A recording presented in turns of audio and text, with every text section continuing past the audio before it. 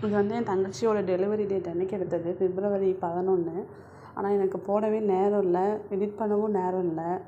ஆனால் எந்த வேலையும் பார்க்கல. பட் வந்து ஏதோ ஒரு என்ன சொல்லுவாங்க, அவங்களுக்கு அசிஸ்டன்ட் மாதிரி என் தங்கச்சிக்கும் எங்கள் அம்மாவுக்கும் நான் எடுத்துகிட்டு வா, அதை எடுத்துகிட்டு வா அப்படிங்கும்போது எனக்கு இங்கிட்டு நடந்துக்கிட்டே ஆனால் ஒரு உருப்படியான வேலை எதுவும் செஞ்சுருக்க மாட்டேன். ஆனால் சின்ன சின்ன வேலை இது மாதிரி அவங்களுக்கு கை உதவிக்கு நான் இருப்பேன்.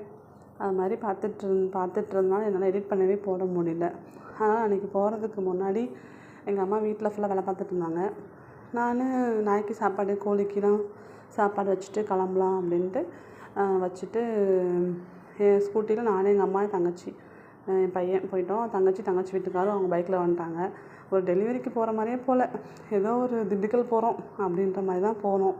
போயிட்டு ஹாஸ்பிட்டல் அட்மிட் ஆகிட்டு அதுக்கப்புறம் தான் அவங்க மாமியார், மாமனார், ஃப்ரெண்ட்ஸ், சித்தி எல்லாம் வந்திருந்தாங்க. வந்துட்டு குழந்த பிறக்கிறதுக்கு முன்னாடி வரைக்கும் பக்குன்னு உட்காந்துருந்தோம். அவங்க வீட்டுக்காருக்கெலாம் ஒரு மாதிரி டென்ஷனாகவே இருந்தார். கடைசியில் குழந்த பிறந்து எப்படா வெளியில் வரும்ன்ட்டே இருந்துச்சு. எல்லாம் அந்த டோரவே தான் பார்த்துட்ருந்தோம்.